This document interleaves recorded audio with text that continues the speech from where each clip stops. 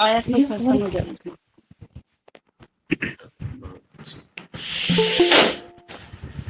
चलो शुरू करते हैं आज का।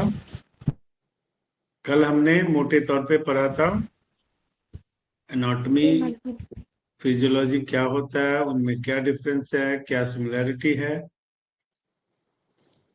और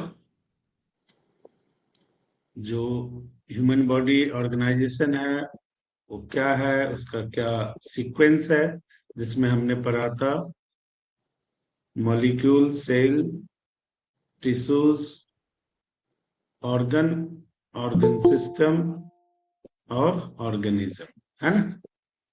उसके बाद हमने लेवल पढ़ा था, ऑर्गेनाइजेशनल लेवल, राइट। यही पढ़ाई की थी हमने। जी सर। चलो आज लाइफ यूनिट फर्स्ट क्या है, सेल, CELL, सेल। सेल को पढ़ते हैं।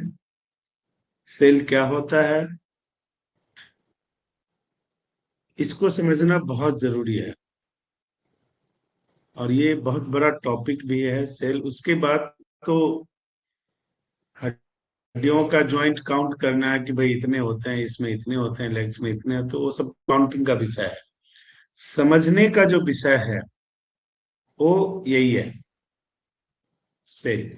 ये समझ में आ गया आपको तो बहुत सारी चीजें समझ में ऑटोमेटिकली आने लगेगी। तो इसके तहत हम 40-50 मेडिकल टर्म्स पढ़ेंगे जिसको याद रखना है आपको, और उस मेडिकल टर्म्स को समझ लेंगे तो आप समझ जाओगे कि जब आपका तबीयत खराब होता है और CBC टेस्ट कराते हो तो उसमें लिकोसाइट, मोनोसाइट, ये सब क्या होता है, क्यों होता है। आपकी तबीयत खराब होती है तो क्यों होती है, कैसे होती है, ठीक कैसे होगी, आप जो खाते हो कहाँ से, कौन सी चीज आपके शरीर में क्या बनाता है, ये सारी चीजें आपको समझ में आने लग जाएगी धीरे धीरे, राइट। तो कोशिका जिसे हिंदी में कहते हैं, इंग्लिश में उसे सेल कहते हैं, ठीक है। इसको हम आज शुरू करते हैं, इसको पढ़ते हैं पहले। तो कोशिका, सेल, ये इंग्लिश का नाम है। अगर बायोलॉजिकल नाम हम जाते हैं तो इसको हम साइटो बोलते हैं, लिख लो, CYTO, साइटो। साइको नहीं, साइको पागलपन होता है। Cyto, CYTO, cyto. जब हम एनाटॉमी फिजियोलॉजी में पढ़ते हैं तो उसमें एक टर्म्स है साइटोलॉजी, है ना। तो साइटोलॉजी का मतलब क्या है, कोशिका का अध्ययन। तो इसका पूरा नाम बनता है, जो इसमें कोशिका का पूरा विवरण, जो MBBS डॉक्टर बनते हैं, बड़े बड़े डॉक्टर पूरा जब पढ़ते हैं तो उनका एक सब्जेक्ट होता है, उसको हम कहते हैं साइटोलॉजी, ठीक। अब इसका डिस्कवर किसने किया था, इसकी खोज किसने थी, नाम लिख लो आप। उसको हम बोलते हैं, उनका नाम है रॉबर्ट हक। अब फर्स्ट लाइव कोशिका का जिन्होंने खोज किया सेल का, उनका नाम है एंटोनिवान ल्यूकेन हॉक। ल्यूकेन हॉक लिख लो, यही काफी है। इसके बाद बना सेल का सिद्धांत, कोशिका का सिद्धांत। अब कोशिका का सिद्धांत जिन्होंने लिखा उनका नाम है स्लाइडेन स्वान। नाम लिख लो आप, ये सब क्वेश्चंस में आ सकता है। हु डिस्कवर कोश सेल, है ना। तो उसका नाम आपको लिखना है, आपके क्वेश्चंस में भी आ सकते हैं, चीजें हो सकती हैं। यहां तक क्लियर है। अब सर क्या बताया दुनिया कोशिका का के सिद्धांत? सबसे, सर एक बार रिपीट कर दो। जी सर। शुरू से मैं एक बार फिर से बोल देता हूँ। जी जी। सेल इंग्लिश नेम है एनाटॉमी फिजियोलॉजी में। एक्चुअल हाँ सेल को हम साइटो बोलते हैं, जी CYTO, सर। साइटो। और सेल्स का अध्ययन जिसमें करते हैं उसको हम साइटोलॉजी बोलते हैं, राइट। हाँ। जैसे न्यूरोलॉजी होता है ना, वैसे साइटोलॉजी होता है। इसके खोज करने वाले थे Robert Hooke. First live cell की खोज करने वाले थे एंटिनो नीवान ल्यूवेन हॉक। तो ल्यूवेन हॉक आप लिख लो। इसका फर्स्ट सिद्धांत निर्माण करने वालों का नाम था, जो साइंटिस्ट थे उनका नाम था स्लाइडेन स्वान। थ्योरी। नेक्स्ट क्वेश्चन आता है, दुनिया में सबसे छोटी सेल, चाहे वो एनिमल में हो चाहे ह्यूमन में हो, तो उनको उसका हम बोलते हैं माइकोप्लाज्मा। लिख लो, the smallest cell in the world is called mycoplasma.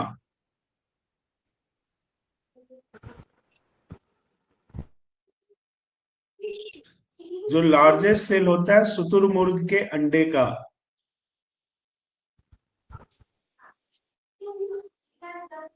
ये सब आपसे पूछा जाएगा, तो ये हम ओवरऑल सेल पढ़ रहे हैं जिसमें ह्यूमन एनिमल सब कुछ आ गया। लेकिन अब आपसे ये पूछा जाए कि ह्यूमन में सबसे छोटा सेल और सबसे बड़ा सेल क्या होता है ना? तो मानव में सबसे छोटा मेल में उसको हम स्पर्म बोलते हैं, स्पर्म। स्पीड में। मानव में मेल में सबसे छोटा जो सेल होता है उसको स्पर्म बोलते हैं, और फीमेल में उसे हम ओवम, अंडाणु, शुक्राणु और अंडाणु। मेल में शुक्राणु, फीमेल में अंडाणु, स्पर्म और ओवम। इंग्लिश में आप चाहो तो लिख लो।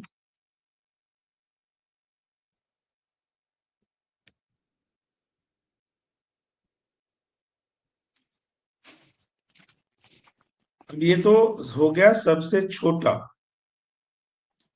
सर अब सर ये हाँ जी, सर फीमेल में क्या बोलते हैं, एक बार बोल दीजिए। Ovum, ovum, ovum, ओबम। अंडाणु, अंडाणु।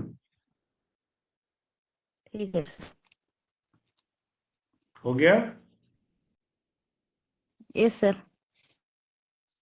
आपके पीडीएफ में सारी चीजें हैं, लेकिन मैं टू द पॉइंट बता रहा हूं ताकि आपको समझ में जल्दी आएगा। पीडीएफ में पैरा में है, आपको समझ आएगा नहीं आएगा उसका पता नहीं है सब कुछ उसमें, ठीक है ना? तो पैरा में है, आप उसको पढ़ोगे तो ये सारी चीजें उसमें भी मिलेगी आप। लेकिन मुझे मोटे तौर पे आपको वो चीजें पढ़ानी है जो आपके मतलब की है, और आपको समझ में आएगा और आप अपनी समझ बना पाओ। सर कल हो तो गया ये मेरा क्लियर? सर सुनिए एक बार। सर कल मेरा नेटवर्क प्रॉब्लम था, इसलिए मैंने ज्वाइन नहीं किए थे। अभी कौन सा पेज चल रहा है पीडीएफ का, थोड़ा बोल दीजिए। मैं जो पढ़ा रहा हूं पहले आप सुन लो, हाँ। समझ लो। जब मैं क्वेश्चन आंसर सेशन करूंगा तब आप मेरे से पूछना, मैं सारी चीजें बताऊंगा, ठीक है? ठीक है सर। आप पीडीएफ में अगर ओपन करके बैठे हो तो पीडीएफ में देखो CELL सेल या कोशिका, चौथे पांचवें पेज पे होगा कोशिका, ठीक है? ठीक तो है। कोशिका हम पढ़ा रहे हैं अभी आप, और बीच में क्वेश्चन ना करें। कोई चीज मैं लिखवा रहा हूँ बता रहा हूँ, वो नहीं समझ में आया, नहीं लिख पा रहे हो तो पूछ लो, अदरवाइज और कोई क्वेश्चन अभी आप नहीं करोगे। आप नहीं आए थे, ये आपका मसला है या नेट का प्रॉब्लम था, उसका मैं कुछ नहीं कर सकता। आपको वीडियो मिलेगा, उसमें आप देख लेना, आपको समझ में आ जाएगा, ठीक है? ठीक है सर। चलो अब आते हैं, मानव शरीर में सबसे लेंदी, लंबा सेल कौन सा हो, उसका नाम है, लिख लो। The longest cell of human body is neuron.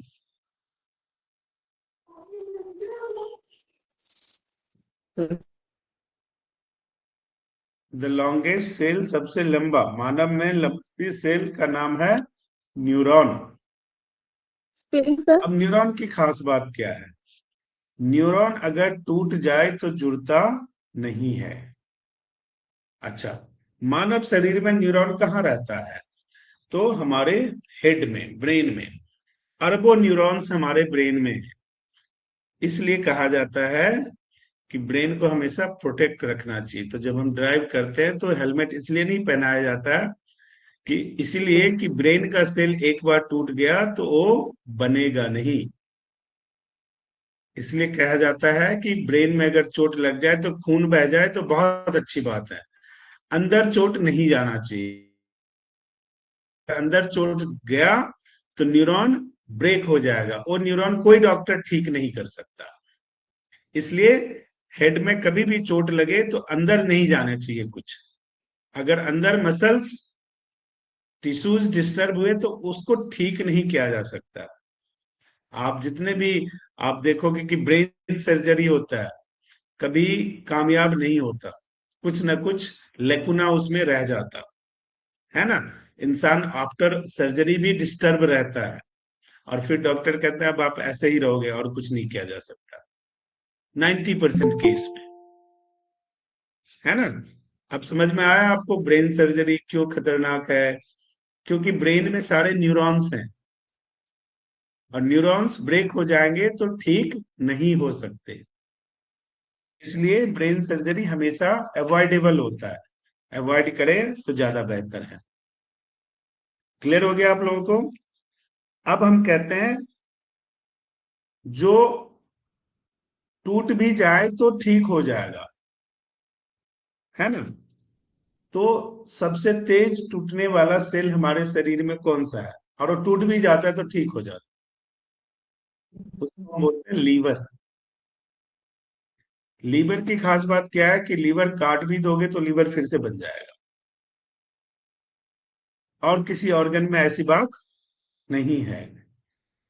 Liver को सेल्फ सर्वाइव करने की कैपेसिटी होती है। इसको डिटेल में हम अभी पढ़ेंगे कि कैसे होता है, वो समझेंगे हम, ठीक है। ये 5-7 क्वेश्चन आपको क्लियर हो गया, समझ में आ गया?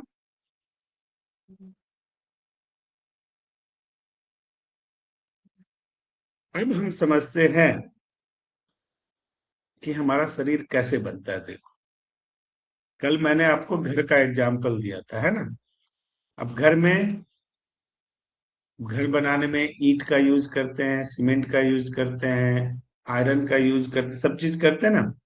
तो जब ईंट से जोड़ के बना जाता है तो एक दीवार खड़ा होता है, जब चार तरफ से घिर जाता है तो वो क्या बन जाता है?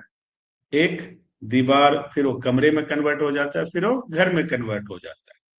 सेम प्रोसेस में हमारे शरीर जो बनता है, हमारा शरीर एक घर है। तो घर कैसे बनता है? पहले कोशिका, कोशिका मीन्स ईंट, उसको जोड़ने वाले सीमेंट आयरन सब कुछ यूज होता है। कोशिका से क्या बनता है? ऊतक, दीवार। घर में जैसे ईंट के साथ बनाते हैं तो दीवार बनता है, तो कोशिका से वो क्या बना? ऊतक। ऊतक से क्या बना? अंग, यानी कमरा। और सारे अंग जब एक साथ काम करने लगे तो क्या बना? घर। ऐसे हमारा शरीर बनता है, ऐसे हमारा शरीर काम करता है। बहुत सिंपल, समझने में ज्यादा उसमें नहीं जाना, बड़े प्यार से सिंपल सिंपल भाषा में आप समझो। होप सो कि आपको समझ में आ गया होगा, ठीक है। अब कोशिका झिल्ली, आपके पास अगर पीडीएफ में होगा तो उसमें लिखा होगा कोशिका झिल्ली, ठीक है। कोशिका इंग्लिश में झिल्ली। मेम्ब्रेन्स बोलते हैं। ये दोनों में पाए जाते हैं, लाइव जीव जंतु और पेड़ पौधे सभी में पाए जाते हैं, ठीक है। कोशिका झिल्ली यानी जिसे प्लाज्मा झिल्ली बोलते हैं हम, मेम्ब्रेन्स इंग्लिश में बोलते हैं। ये पादप में भी और जंतु में भी। पादप मीन्स पेड़ पौधे, जंतु मीन्स ह्यूमन एनिमल्स, वो सारे हो गए, ठीक है। ये जो झिल्ली होता है किस चीज से बना होता है, अब इससे आपको पता चल जाएगा कि क्यों खाना चाहिए। ये झिल्ली का निर्माण हमारे शरीर में प्रोटीन से होता है। डॉक्टर कहते हैं ना प्रोटीन खाया करो, बच्चे को प्रोटीन खिलाना है, क्यों? At the time of physical development जितनी प्रोटीन खाएगा, फिजिकल डेवलपमेंट उतना बेहतर होगा। इसलिए डॉक्टर हमेशा सलाह देते हैं प्रोटीन इनटेक अच्छा होना चाहिए। इट डजेंट मीन कि कोई स्पेसिफिक चीज ही खाना है। प्रोटीन में सैकड़ों चीजें जिसमें प्रोटीन मिलता है, इट्स अप टू यू, आपकी चॉइस होनी चाहिए। अब ये जो झिल्ली बना, कोशिका मेम्ब्रेन्स बना, इसी कोशिका के अंदर, इसी झिल्ली के अंदर कोशिका में बहुत सारे चीजें हैं जो रहते हैं। अभी हम पढ़ेंगे एक एक करके। तो आपको पता लगेगा कि इतनी सारी चीजें एक सेल में रहते हैं, और उसी से पता चलता है, उस सेल के अंदर से ही आप पता लग जाएगा कि आप किसी के बच्चे हो या आपके कोई माँ बाप हैं या नहीं है, जिसे हम डीएनए बोलते हैं। आरएनए, डीएनए, ये सारी चीजें एक सेल में है। इसलिए मैंने बोला कि सेल को पढ़ना बहुत जरूरी है। सेल समझ में आ गया तो आधा खेल खत्म। अब इससे सारी झिल्लियां बनती है। इसके बाद दूसरी चीज क्या होती है? पहला हमने सेल में समझा, सेल कैसे बना, क्या बना, सेल में क्या क्या स्टडी होती है, कौन से बड़े होते हैं, छोटे होते हैं, ह्यूमन में कैसे होता है, ओवरऑल एनाटॉमी में क्या होता है। अब हम सेल के अंदर सबसे पहला जो चीज होता है वो झिल्ली होता है, ऊपर का कवर। प्याज घर में लाते हो तो प्याज के ऊपर का कवर वो झिल्ली कहलाता है। ठीक है, कोई भी चीज लाते हो तो ये झिल्ली सब में होता है। अब नेक्स्ट क्या होता है? अगर आप देखोगे तो आपके उसमें लिखा होगा कोशिका भित्ति, आपके पीडीएफ में लिखा होगा कोशिका भित्ति, यानी सेल वॉल, जिसे हम कहते हैं सेल वॉल। अब ये केवल प्लांट में पाया जाता है, पादप में, प्लांट में, है ना। अब अंतर क्या है? जो झिल्ली मेम्ब्रेन्स बना वो प्रोटीन से बनता है। अब ये जो कोशिका भित्ति बनता है वो सेल्यूलोज से बनता है।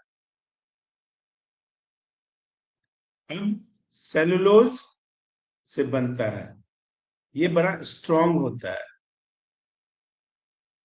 इसका काम क्या है? स्किन को सुरक्षा प्रदान करना।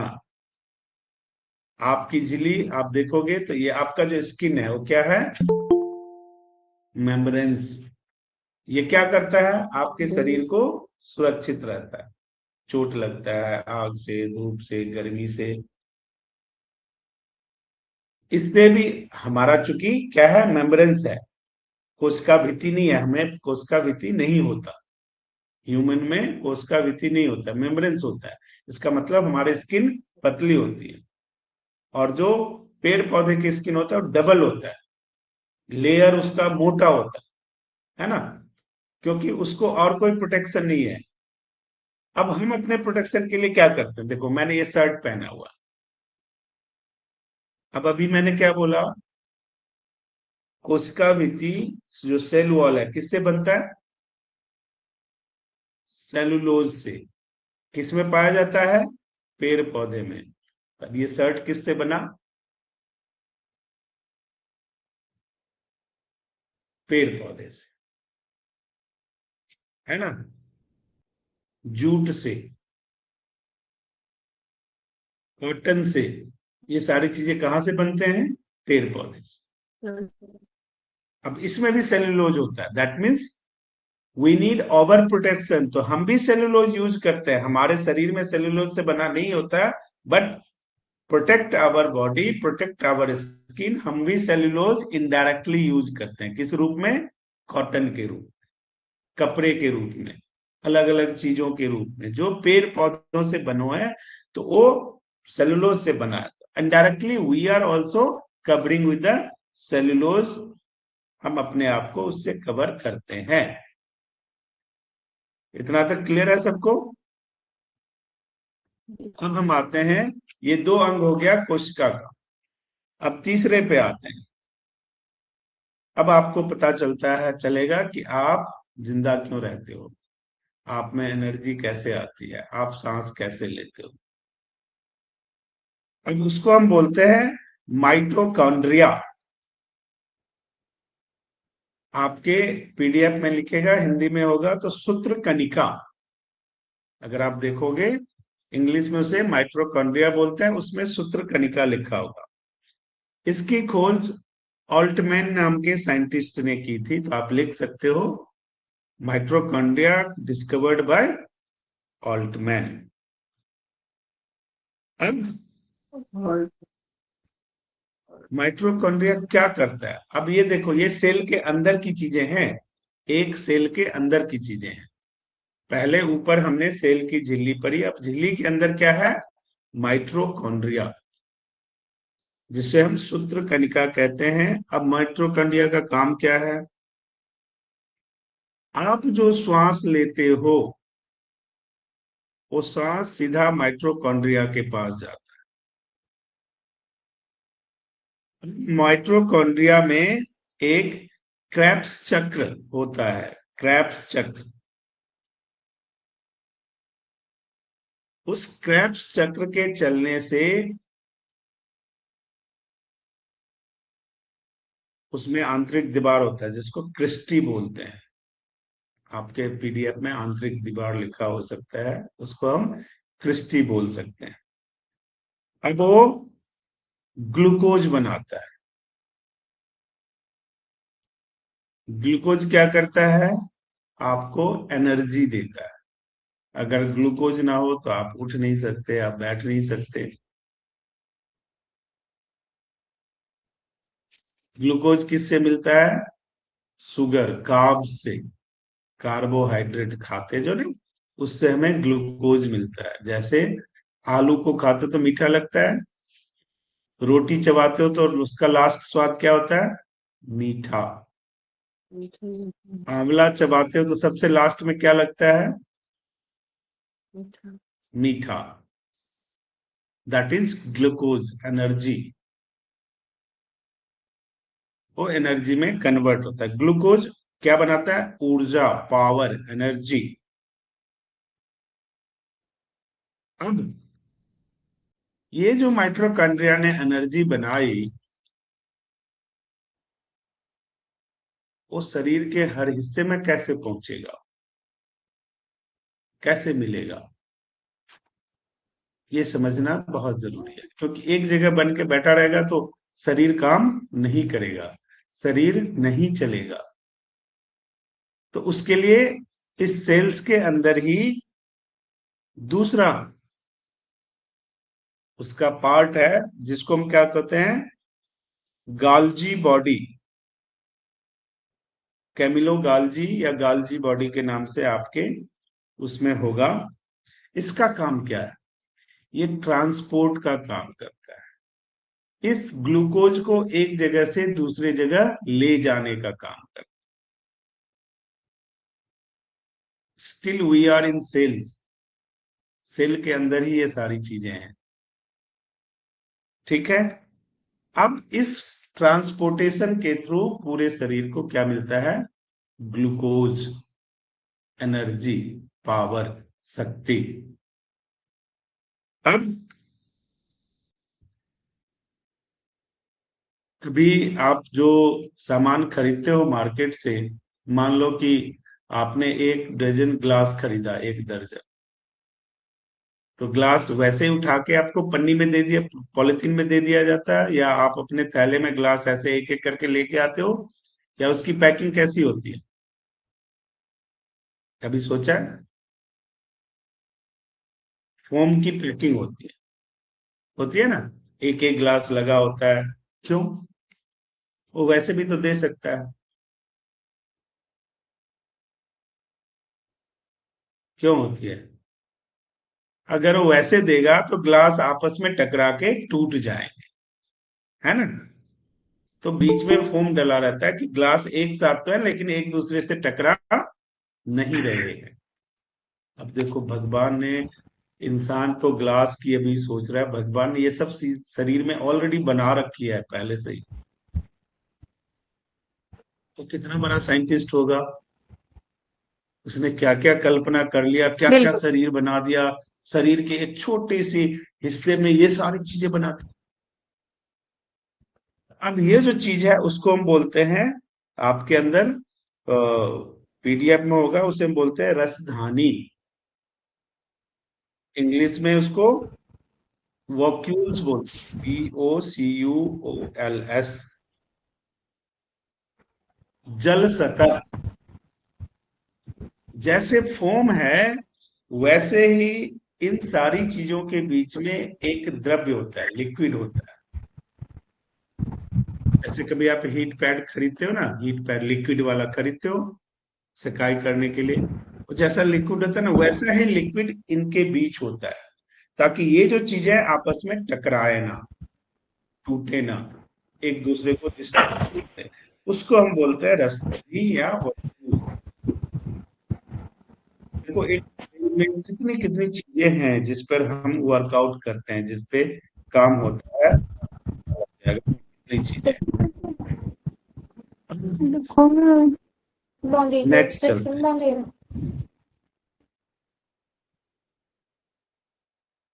इसके बाद आता है सेल के अंदर जो होता है उसको हम बोलते हैं तारक काय। आपके पीडीएफ में तारक काय लिखा होगा या सेंट्रोसोम, उसका नाम है तारक काय या सेंट्रोसोम। एकदम इसका कॉन्सेप्ट काम क्या है? कोशिका का पुनर्निर्माण। अगर कोशिका टूट जाए, डिस्टर्ब हो जाए, तो ये उससे फिर से बनाता है। कोशिका विभाजन करना, जैसे सपोज करो कि आपको यहां चोट लग गई। अब चोट लग गई तो 2 दिन में अगर थोड़ा सा भी लाल पड़ जाए तो 2 दिन में वो ठीक हो जाता है ना। इसका मतलब क्या है? जो सेल डेड हुआ उसको धीरे धीरे फिर से बना दिया गया, तो ठीक हो गया। कहीं चोट हो गया, लाल हो गया, 2 दिन में वो ठीक हो जाता है। इस इंटरनली उस कोशिका का फिर से निर्माण हो जाता है। अब जिस कोशिका का निर्माण नहीं होता उसका क्या नाम है? पुनर्निर्माण नहीं होता, अभी पढ़ा है हमने। उसका क्या नाम है? और जिसका बार बार निर्माण हो सकता है। हम्म। न्यूरॉन्स। न्यूरॉन। जिसमें पुनर्निर्माण नहीं होगा, जो एक बार ब्रेक हो गया तो फिर से नहीं बन सकता। और जिसका पुनर्निर्माण हो सकता है, लीवर। आरबीसी नाम सुना है? आरबीसी हर एक 120 दिन में मर जाता है, फिर से नया बनता है। इसलिए हम कहते हैं हमेशा हमें ब्लड डोनेशन करना चाहिए, क्योंकि 120 दिन के बाद तो उसने वैसे ही मर जाना। तो अगर आप किसी को दे दोगे तो आपके शरीर में वैसे नए ब्लड बन जाएंगे।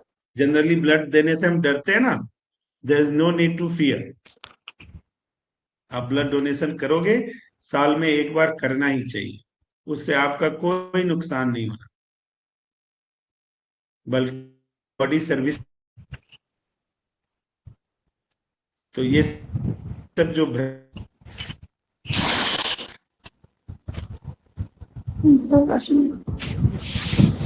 शरीर में, अब इसके बाद किसी का नंबर माइंड आता ना है, ऑन लिख है लो तो आप। आवाज अंतः नहीं आ रही है। द्रव्य जाली। मैडम मेरी आवाज तो सर ठीक है, किसी का आपका माइक ऑन नेटवर्क। है।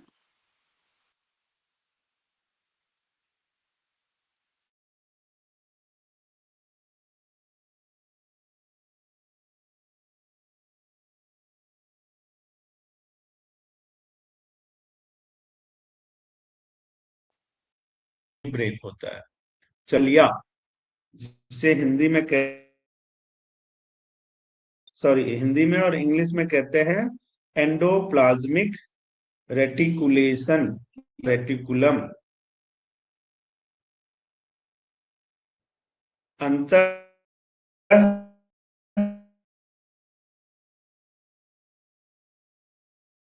ऐसे भी लिखा हो सकता है, तो बोलते हैं।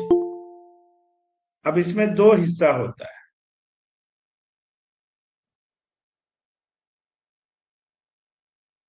इसे समझने के लिए आप समझ लो कि जैसे हम कंकाल तंत्र, स्केलेटन सिस्टम पढ़ेंगे ना, तो हमारे पूरे शरीर में बोन्स हैं।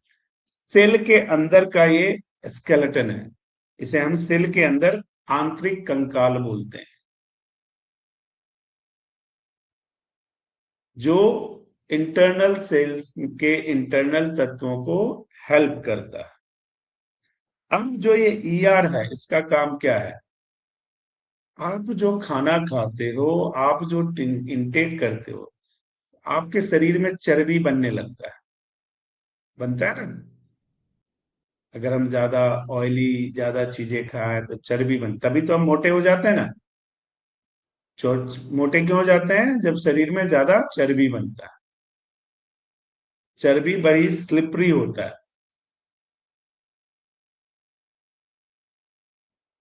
तो उसमें क्या होता है, उसे क्या कहते हैं, वसा। जो ईआर है वो आपके शरीर में वसा का निर्माण करता है।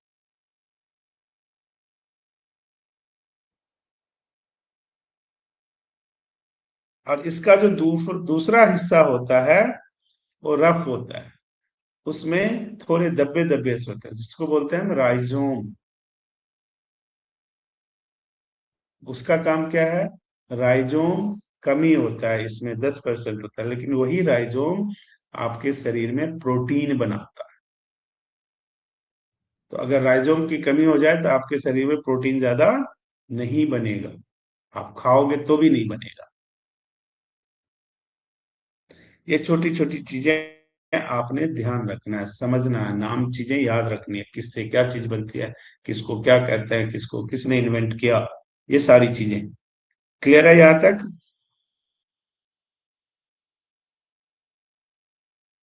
अब हम आते हैं राइजोम पे।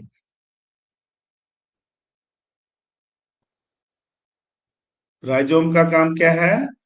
प्रोटीन का निर्माण करना। अब इसके दो पार्ट होते हैं। राइजोम के दो पार्ट होते हैं, उसका नाम चाहो तो लिख लो, उसमें लिखा भी होगा। पहला है छोटा पार्ट, उसको बोलते हैं प्रोकैरियोटिक। प्रोकैरियोटिक। और दूसरे को बोलते हैं यूकैरियोटिक।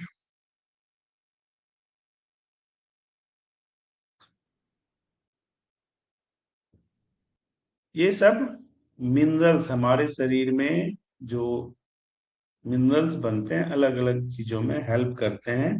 इसको हम आगे डिटेल में पढ़ेंगे, नाम फिलहाल आप लिख लो। उसके बाद मोस्ट इंपॉर्टेंट चीज है 9th नंबर पे, उसको हम बोलते हैं न्यूक्लियस।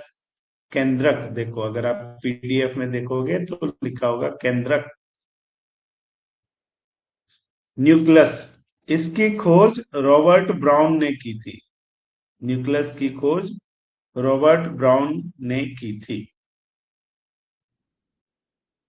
अब निस न्यूक्लियस के दो हिस्से हैं, बड़े इंपॉर्टेंट चीज है, इसको समझो। इसमें 80% प्रोटीन होता है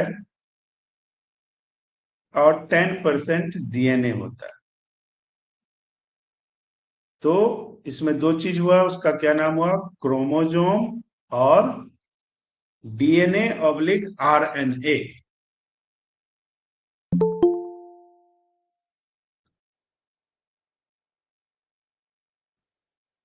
इन अदर लैंग्वेज में न्यूक्लियस को हम सेल का ब्रेन बोलते हैं। ब्रेन ऑफ द सेल, यानी एक सेल का दिमाग क्या है? केंद्रक, न्यूक्लियस। न्यूक्लियस को सेल का दिमाग कहा जाता है। इसमें डीएनए और आरएनए की उपलब्धता 10% होता है और प्रोटीन की उपलब्धता 80% के आसपास होता है।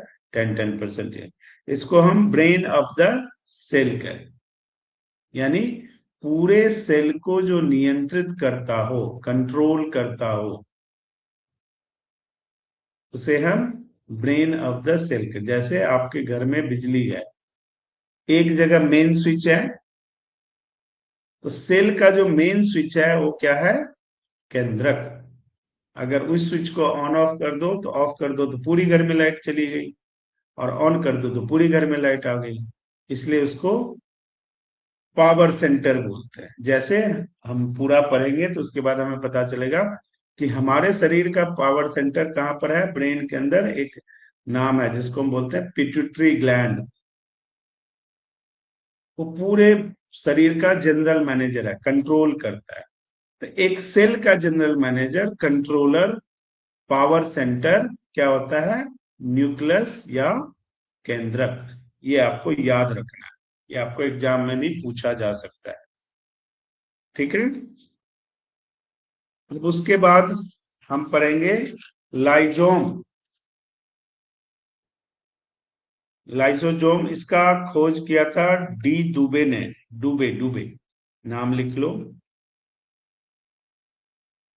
ये एक जल अपघटक एंजाइम होता है, आपके उसमें लिखा होगा हाइड्रोलिटिक एंजाइम या जल अपघटक एंजाइम कहते हैं इसको।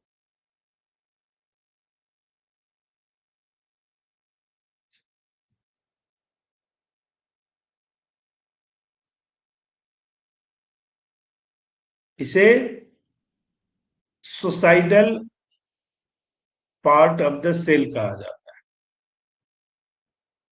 इसमें ये लिक्विड होता है, जल अपघटक, जैसे नाम से ही एंजाइम है। ये इतना हार्ड होता है कि जहां पे पड़ जाएगा उसको जला के खत्म कर दे। अब इसी के डर से सेल के सारे चार लोग काम करते रहते हैं। कोई चाहेगा भी ना कि काम नहीं करूंगा, ये कहेगा कि मैं जला ही दूंगा, काम नहीं करेगा। तो आपकी बॉडी के ये सारे जो अभी तक हमने पढ़ा है वो, अच्छा आप देखो, और शरीर के किसी भी हिस्से में डेड सेल नहीं होता। केवल किस में होता है? आरबीसी में, जो मरता है और वो स्प्लिन में जाता है। क्योंकि आरबीसी के अंदर ये नहीं होता।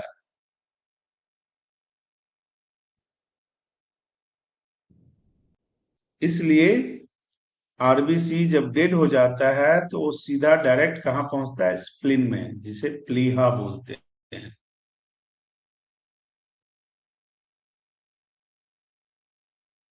अब ये ऐसी चीज है जो आपके शरीर के पाचन में बड़ी ही हेल्प करता है, डाइल्यूट करने में बड़ा हेल्प करता है। डेड सेल है उसको जला के खत्म कर देने और वहां पे स्प्रिंकल कर देने से नए सेल बन जाते हैं। आरबीसी में ऐसा नहीं होता है, ये आपको ध्यान में रखना है। तो टोटल आज आपने 11 चीजें पढ़ी हैं। कौन बताएगा मुझे क्या क्या पढ़े? एक एक करके नाम बताओ। हमने सेल के बारे में पढ़ा, रिपीट कर, मैं एक बार रिपीट कर देख लो। हमने सेल के बारे में पढ़ा, के ऊपरी सतह से हम मेम्ब्रेन,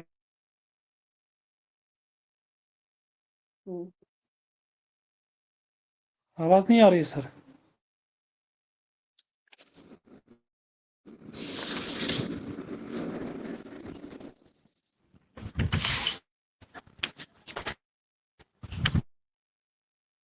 बना हुआ होता है। सर नेटवर्क इश्यू आपका होता है, आवाज नहीं आ रही।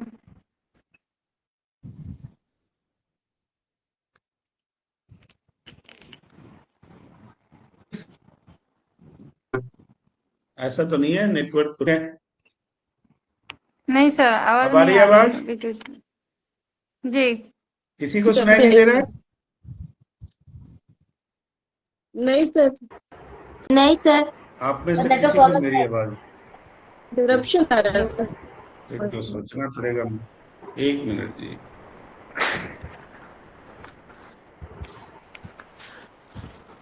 नेट तो ठीक है।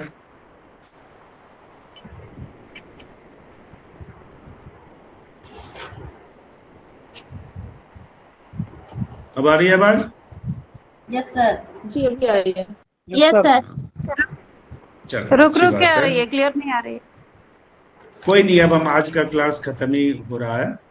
तो सबसे पहले हमने ऊपर के हिस्से को पढ़ा, जिसे हम स्किन बोलते हैं। हमारे शरीर, पूरा शरीर स्किन से ढका हुआ है। तो ये स्किन जो है, सेल का स्किन होता है, जिसे हम बोलते हैं प्लाज्मा झिल्ली, मेम्ब्रेन्स। या कोशिका झिल्ली। कोशिका झिल्ली। जी। प्लांट्स में डबल स्किन होता है, जिसे कोशिका भित्ति बोलते हैं, सेल वॉल बोलते हैं, जो सेलुलोज से बनता है, ये प्रोटीन से बनता है। इससे पहले हमने पढ़ा सेल का बायोलॉजिकल नेम, वो क्या था, साइटो, जिसके तहत सेल का अध्ययन किया जाता है उसको हम बोलते हैं साइटोलॉजी, जिसकी खोज रॉबर्ट हुक ने की थी। लाइफ जो सेल है उसकी खोज ल्यूवेनहक ने की थी। इसकी सिद्धांत बनाया था स्लाइडेन खान ने। छोटी जो सबसे बड़ी सेल है दुनिया में, उसका नाम क्या है, स्मॉलेस्ट माइकोप्लाज्मा। और जो सबसे बड़े सेल होता है वो शुतुरमुर्ग के अंडे का होता है।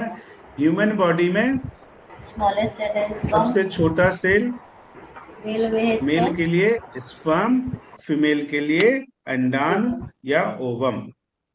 मानव में सबसे लंबी सेल न्यूरॉन कहलाता है, और जो सेल टूट के फिर से बन सके, पुनर्निर्माण जिसका किया जा सकता है, लीवर है। वो लीवर होता है। ठीक है, हमने समझने की कोशिश की थी, जैसे ईंट से हम दीवार बनाते हैं, दीवार से हम कमरा बनाते हैं, कमरा से फिर हमारा घर बन जाता है। उसी तरह हमारा शरीर सेल से, कोशिका से ऊतक, ऊतक से अंग, अंग से शरीर बनता है। क्लियर है? आई थिंक इसको समझने में कोई प्रॉब्लम नहीं हुई होगी आप लोगों को। इसके बाद क्या पढ़ा था हमने? उसके बाद हमने पढ़ा था माइटोकॉन्ड्रिया, गोल्जी बॉडी और रसधानी। माइटोकॉन्ड्रिया हमारे श्वसन तंत्र को कंट्रोल करता है, ग्लूकोज बनाता है और सारे शरीर को एनर्जी देता है, पावर देता है। इसको सप्लाई करने का काम गोल्जी बॉडी करता है, और जल संग्रह करने का काम रसधानी करता है, वो क्यूलोज करता है। क्लियर है? उसके बाद हमने पढ़ा था सेंट्रोजोम, और उसके बाद हमने पढ़ा था एंडोप्लाज्मिक रेटिकुलम यानी ईआर, जिसमें बसा ये आंतरिक कंकाल यानी स्केलेटन है, सेल के अंदर का स्केलेटन है, और ये हेल्प करता है पूरे सेल को। इसमें वसा का निर्माण होता है, प्रोटीन का निर्माण होता है। क्लियर है? उसके बाद हमने पढ़ा राइबोसोम के बारे में। उसके दो हिस्से हमने पढ़े, प्रोकैरियोटिक और यूकैरियोटिक। इसका डिटेलिंग हम बाद में पढ़ेंगे। उसके बाद हमने पढ़ा केंद्रक, न्यूक्लियस, जिसकी खोज रॉबर्ट ब्राउन ने की। ये ब्रेन ऑफ द सेल कहलाता है। इसमें 80% प्रोटीन होता है, 20% डीएनए, आरएनए होता है। यहीं से हमारी अस्तित्व का पता चलता है। हमारे 23 गुणसूत्र होते हैं, जिससे तय होता है उसकी सही से स्टडी कर दी जाए, और उस गुणसूत्र का जिसके पास नॉलेज है उसको ये तक पता लग जाता है कि प्रेगनेंसी के दौरान चाइल्ड मेल है या फीमेल है।